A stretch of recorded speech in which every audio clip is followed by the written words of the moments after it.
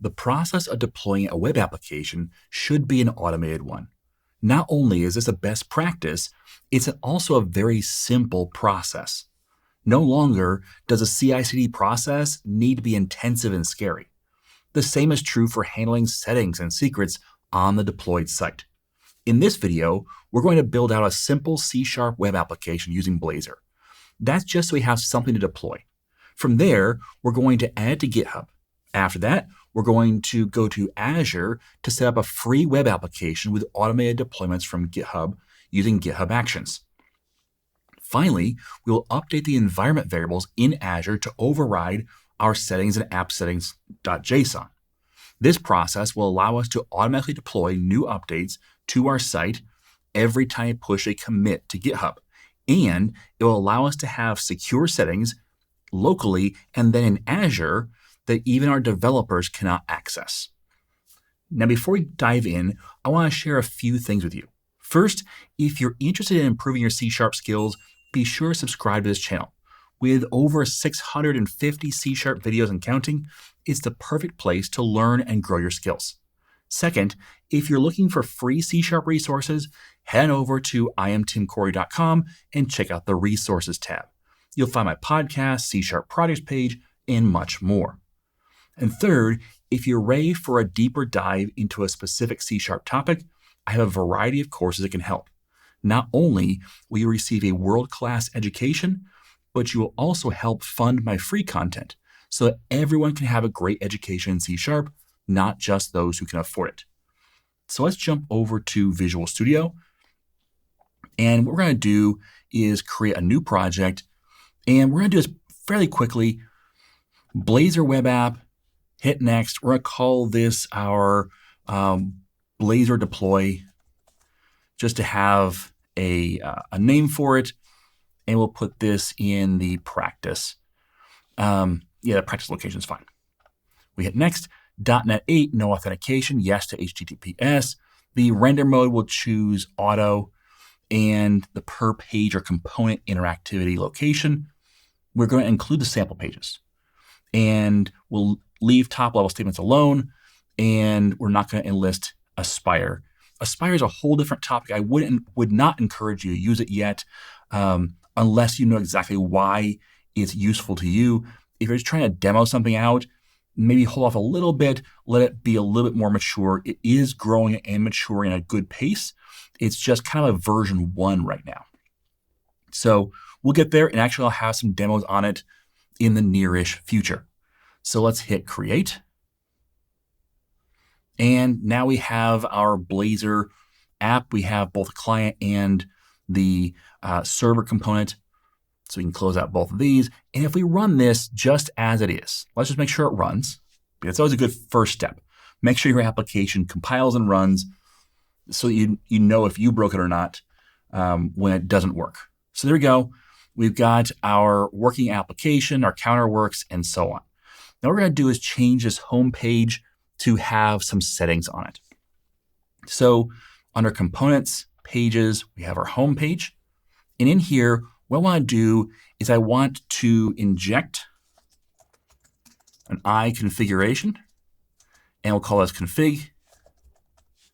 And then what we'll do is we'll put some settings in here. So what we're going to have here is, let's create an unordered list. And in here, we'll have a couple of list items. And then let's put, let's call this one first our default connection. And then we'll have something there. We'll copy this and put a 2 more values. And this is a root value. And then we're going to have a nested value. And this is just to show off we can connect to app settings. This might be new to some of you, and that's okay. You'll learn something new. And if it's not new to you, that's cool, because we're not going to really concentrate on this particularly. It's more about what we do when we deploy this. So let's go into app settings, and we're going to create first connection strings. And in here, we're going to say default and say this is our default connection string from Appsettings.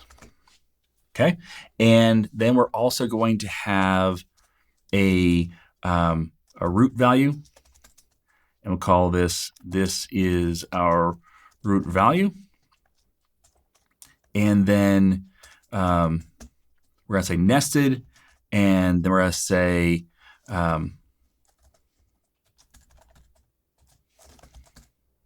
nested value. This is our nested value. There we go. Okay, so now we have 3 different things to pull from our app settings just to kind of show off how this works, because it is a little bit different when we get to Azure. So I want to show off this first running locally. So what we're going to do here is we're going to say config.get connection string, and we'll say default. And then we're going to do the root value, which is not a connection string. So it's get value. So a string value, and actually just say get value, I believe. And in here, we can say the type is going to be, actually got a little bit of an issue here because we want to say string, but see how I try to close it out, because we're in a Razor syntax here. And so it says, okay, I know that you have the @ symbol, that this is C# code, but then it starts to see these angle brackets and goes, wait, that would be HTML or C#. So I'm going to default to HTML because that's the more common thing that would be in this file, which is incorrect for our case. But no worries, what we can do is wrap this whole thing inside parentheses, and then we're good to go. So we can say this is our root value. I believe that was what we called it. Root value, yep. So just note that if I take this parentheses away, notice how it says, no, you can't do that. You have to wrap that in the parentheses saying, hey, everything inside the parentheses, that is C# code. So there's our root value. And then we want to do one more. Let's copy and paste this. And this is going to be our nested value. So how you do that? Nested value like that, and that will be our nested value. So let's run this now and make sure that it works. Again, always testing. So there's our, let's just zoom in a little bit here. There's our default connection string. This is our default connection string from Appsettings. This is our root value, and this is our nested value. So that's working. Cool. But I showed you a couple of videos ago about the fact that we can use secrets.json, and I would highly encourage you to do that when you're dealing with your local database for testing, because your local database should be different from somebody else's local database. So you do that is you right-click and say Manage User Secrets, and then what I like to do is just copy all the values that you want to bring over, and then you can change them or blank them out or whatever. This is our default connection string from secrets. And this is our secret root value. And this is our secret nested value. And if you run this application again, just adding that user secrets, now notice this is our default connection string from secrets, and this is our secret root value, and this is our secret nested value. We haven't changed app settings. App settings still has these values, but it's being overridden by our secrets. The secrets does not get stored in GitHub. It's in a totally separate location, so it only works for this computer. And some people had the question a couple of videos ago about, well, but then how would I deploy that to Azure? Well, we're going to see that because this right here doesn't get deployed to Azure at all. There's not a purpose for deploying this to Azure because this is just for your computer. It's just for your local testing, for your offline or your just local development, not for your coworkers or anybody else. So this is all stuff that would be your specific settings, like maybe your SQL server that's just a local DB or something like that. So we now have a working application that just shows us our information from app settings and from our user secrets. okay, which it actually right now just shows us user secrets because it overrides from app settings. That's fine. So now what we're going to do is we're going to deploy this to Azure, but not quite yet because I would like to put this in a source control first, because when you put in a source control, then you can set up automation, continuous integration, continuous deployment. We'll do that using GitHub Actions, which is actually a whole lot less scary than it sounds. So the first thing, though, is I've got all this code, but I haven't put it into GitHub yet. So you go to Git Changes, and it says, hey, you haven't used Git for version control yet. So create Git repository. So you already created code, but now you want to put it into a Git repository. Not a problem. So it already defaults to where your file is located. Yes, Visual Studio. We can put a license on it if you wanted to. I want to add a README. I'm going to put this in the I am Tim Corey owner category, and we'll call this Blazor deploy app. I actually like to call this like so, that naming convention, and this is a demo for YouTube. And this, I'll leave it at private. I'm not going to keep this published. I'll delete it afterwards. But you can have it private or public, doesn't matter. So we're going to create and push, and this will take all of our stuff we have and create the commits we need, put it on the right branch, and then push it up to GitHub. So we're done now. Like we've got the setup completed. We've now got Git working. A new Git repository has been created for us. We've got branches up there. We've got commits. It's all set. Okay, so we're done now on the code side. Let's now go over to Azure.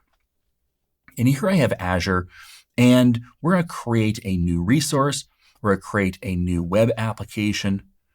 And I always like to give us a resource group a name. In this case, we're going to do a Blazor deploy demo. You can call it whatever you want. A resource group is free. It's just a name.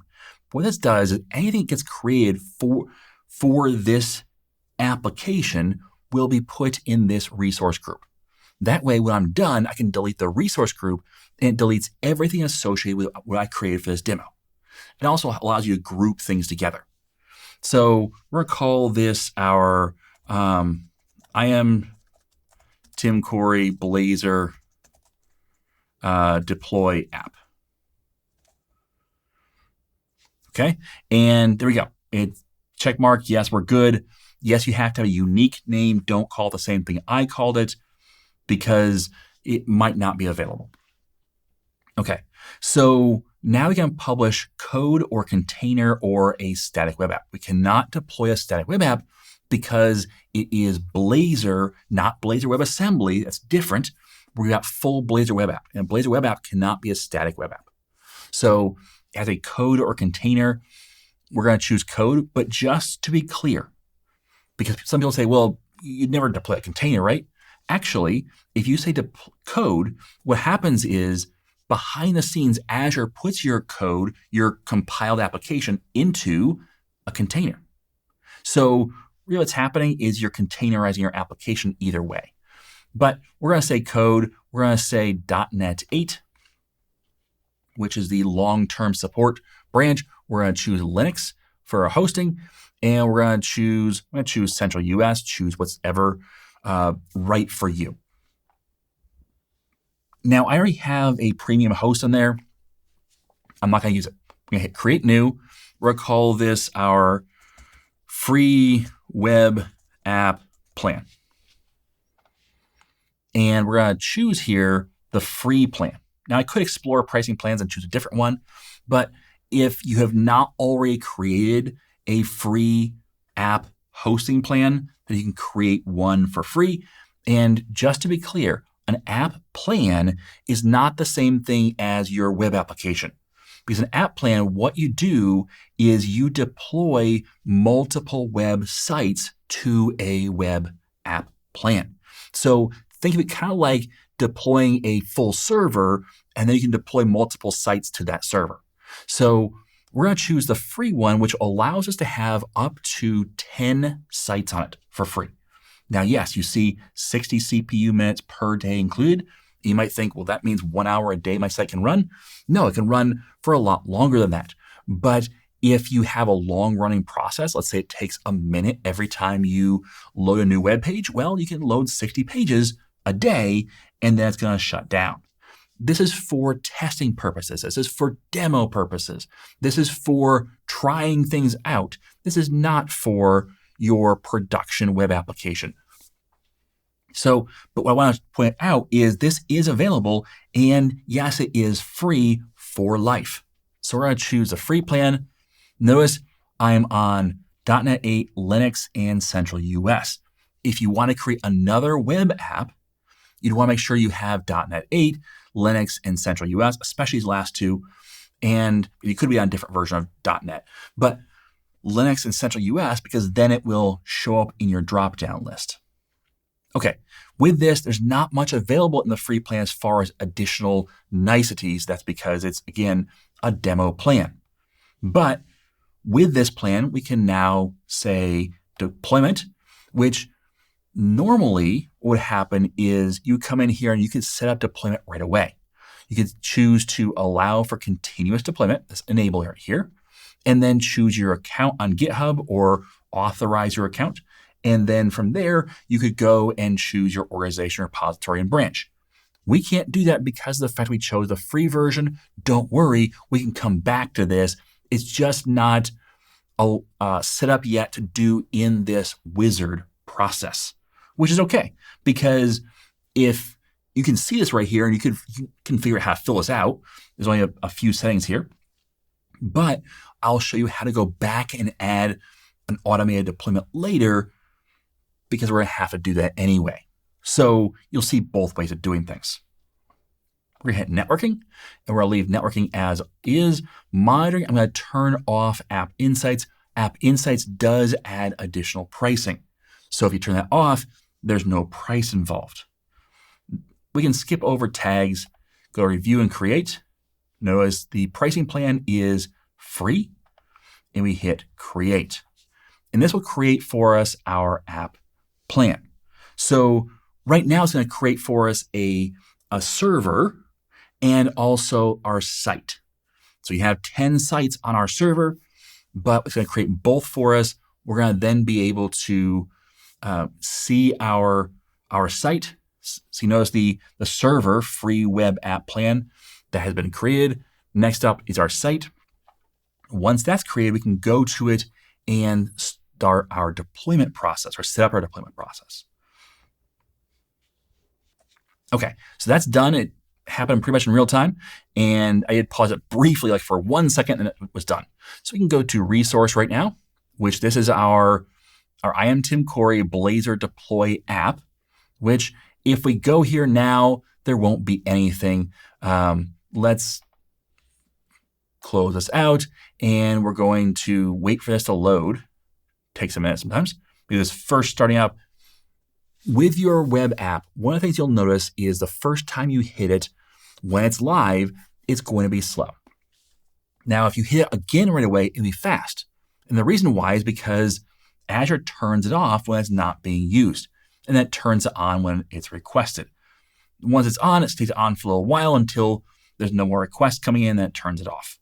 This is, again, a cost savings thing. You can disable that if you're paying for your web server. Since we're not, we can't disable that. It's going to happen. So let's wait for this to load. It's going to load in just a minute, and we'll see the generic Blazor page. This is, hey, we're ready to deploy. I'm sorry, not Blazor. Azure page saying, hey, we're ready to deploy.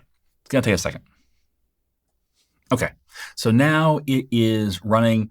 Yes, it is, like I said, slow the first time. If we load it now, though, it should be much faster. Notice it's already loaded. So you hit refresh and boom, it's done.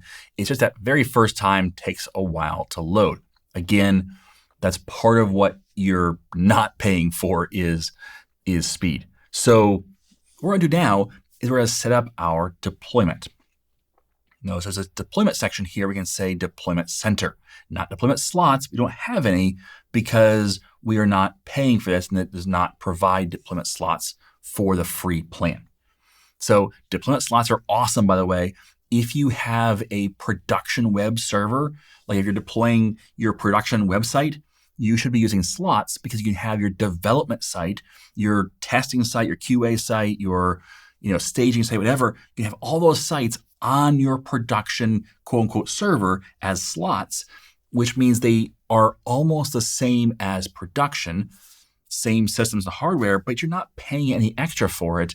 And it doesn't interfere with production, but it gives you that near to production feel, which allows you to find a lot of the bugs that might be because of Azure or because of where it's deployed.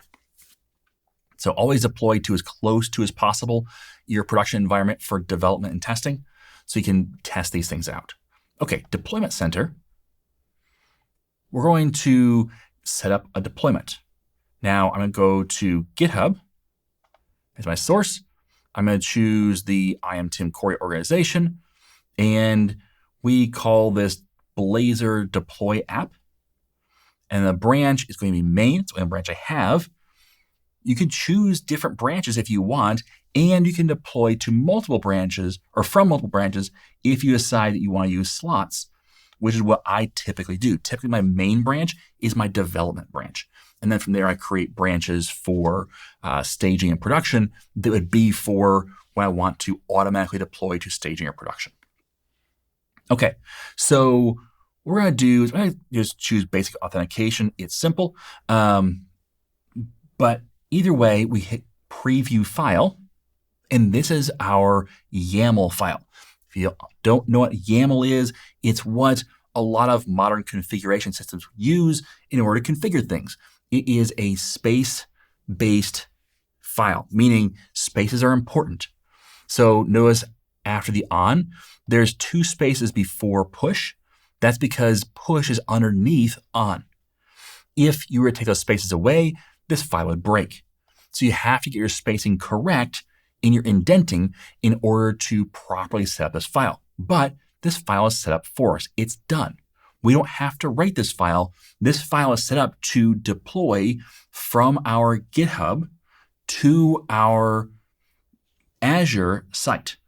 So we hit close, and we're good to go. So, okay, so we do have a problem here.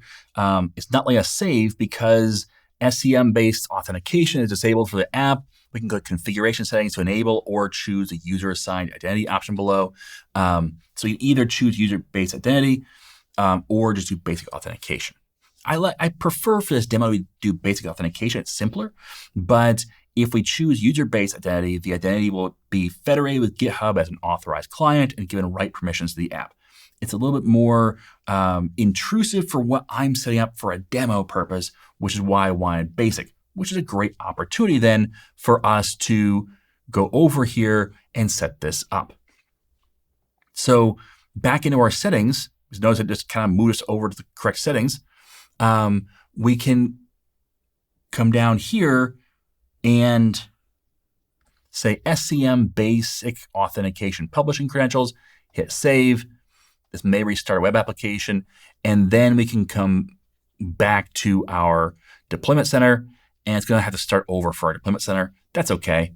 We're going to choose the Blazor web app and main, and we're going to choose basic authentication. We're now good. This is now a production slot, which is not recommended for CI/CD. It's okay. How you set it up is up to you, but we're just doing this for a demo. We only have 1 slot because we're not paying for this server. So GitHub, organization, repository, branch, and then in this case, basic, you can choose either one, and hit save. That will create a new commit in Azure that has that YAML file. That's your deployment file. It will then execute that YAML file and start a build process. So if we were to go to GitHub, which I'll pull up in just a minute, if you go to GitHub, you will see that that YAML file is running currently. So let's bring over our GitHub, we'll merge it in, and go to Actions. And notice we have this build currently running, this workflow. If we go into the workflow and go to the build process, we can see the publish process is running. Sometimes this doesn't work first time, and it takes another go round, just running it again or deploying a new commit to it to make it deploy again. Either way, sometimes it happens, but this process, once you get it set up, is pretty rock solid and just runs. So this is right now uploading the artifact. It's published the project. It's built the project. It's now sending that out to Azure. And now it's doing a check on our site. You also get the green check mark saying the build completed. The deployment is complete, I believe. Come back over here. Oh, it's still running, sorry. The deployment process is still working. So it's uploading, it's taking a bit, but once this process is done, again, this is an all hands-off process. Once it's done, our web app should be running on Azure. Okay, now we're done. So we've got a complete process. It's completely published. We come over here, it says success. And now it looks like it's trying to run again, and I'm not sure why. That's just for something different. I don't know. But we come back over here to overview, and we open this in a new tab, and we hit refresh. There we go. So now our Blazor site is running. Notice the URL. This is live on Azure with HTTPS and everything. And our default connection string, let's zoom in here a bit. This is our default connection string from Appsettings. This is our root value and our nested value. So it did not deploy my secrets, which is good, but I want you to note that our secrets did not get deployed. Which again, some people were like, well, but how would I then deploy my secrets? Well, you wouldn't, because your secrets are just for local development. But I get your meaning. Your meaning is, hey, I have my production connection string, right? Well, not a problem. Let's go over here to environment variables. We have connection strings. So this is where we can add connection strings that we can then have update our site. So we can add a connection string. The name is default. That was a value we gave it. This is the value from Azure environment variables. And the type, it doesn't really matter. We're going to say custom. Okay. So at runtime, connection strings are available as environment variables. We hit apply. We hit apply again. This will restart our web app because it has to load with the new values available to it. But once it does, then our site should have those new values. And we have to wait for it to restart.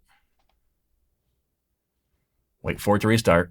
This might take a minute. Again, this server is not going to be the fastest at loading up the information. There we go. Not yet. There we go. So now, notice the default connection is from Azure environment variables. It's no longer from Appsettings. I didn't change any code. I just changed the environment variables in Azure. And you might say, well, Tim, yes, but if you go to environment variables, let's load it up, and go to connection strings, you can say show value, and it shows you the value. And that's true. But this is your web server. Who should have access to this? Only the people who have access to secure information. Only the people that would have access to update this, which means not your developers necessarily. Your developers don't have to have access to Azure. They just have to push to GitHub, and it automatically deploys now. So there is no access then for people who don't have access. There's no way for them to get access to those values. So this is a very secure place to put your connection strings or other secure information. Now, obviously, we're displaying it on the web page. And yes, if a developer decided to create a page that were to show the values, then yes, they could get access to it and they'd give access to the rest of the world as well. So there has to be some level of trust, right? But by default, there is no access to anyone but your Azure administrator when it comes to these values.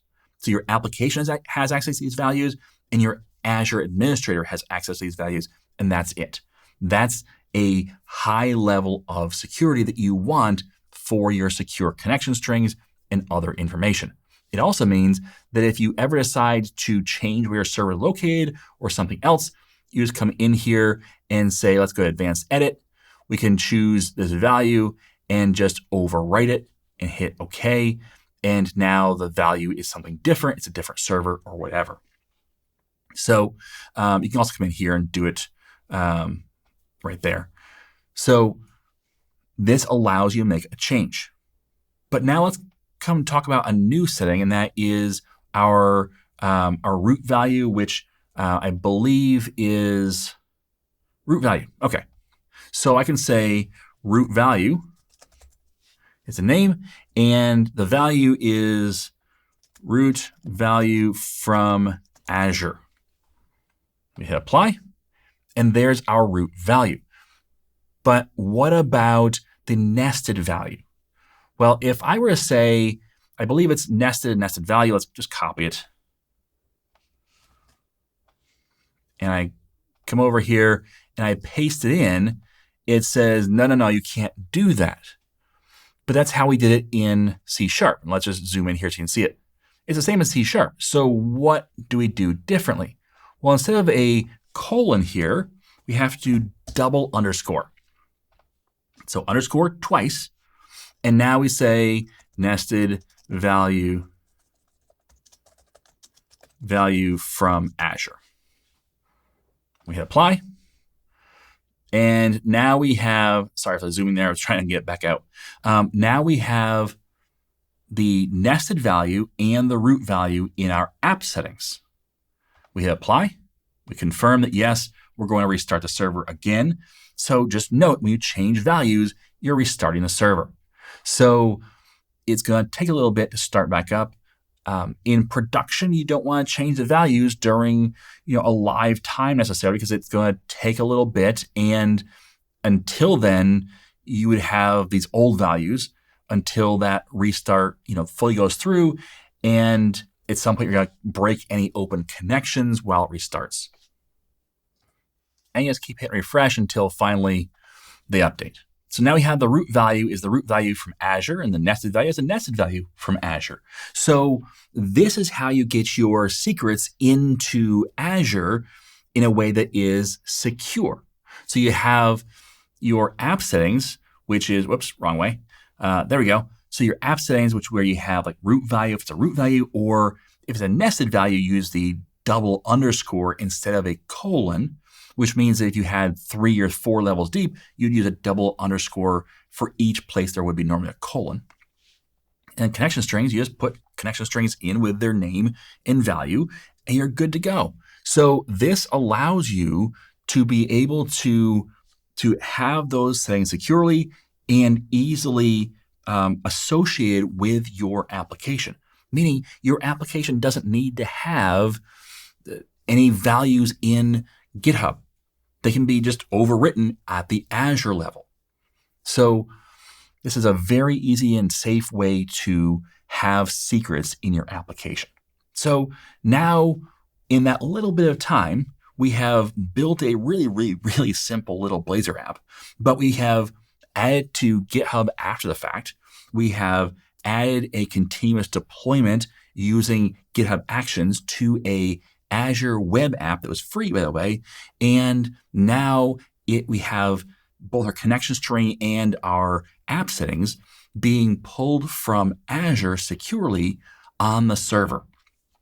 So all of that is done in what, like 30 minutes or so? So this is a really easy process to do, which means you should do this pretty much for every application you're doing, is have this type of automation. Because now, if I want to make a change to my application, I don't have to be on Azure at all. I just have to go over, make a change, and then commit that change and push it up to GitHub.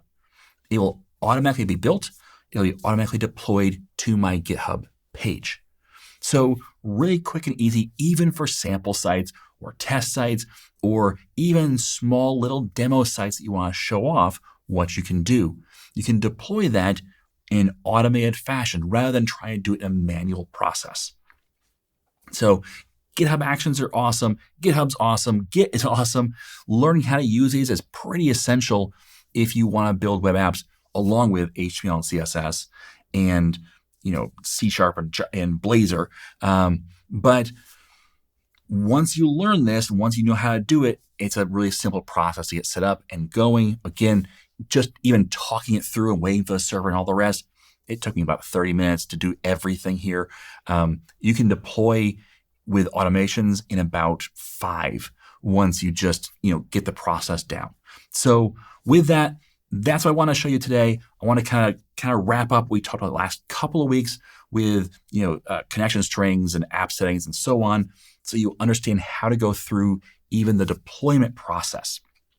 Now, if you're not deploying to Azure and you're deploying to, let's just say, a server like IIS or a hosted server somewhere else, there'll be some differences in where you put your settings or how you deploy your site. But there is going to be something similar that will allow you to put these settings on the server and override what's currently in your app settings, so you can have that secure, the secure values. And also, you can still use GitHub Actions to do those automated deployments. So with that, thanks for watching. And as always, I am Tim Corey.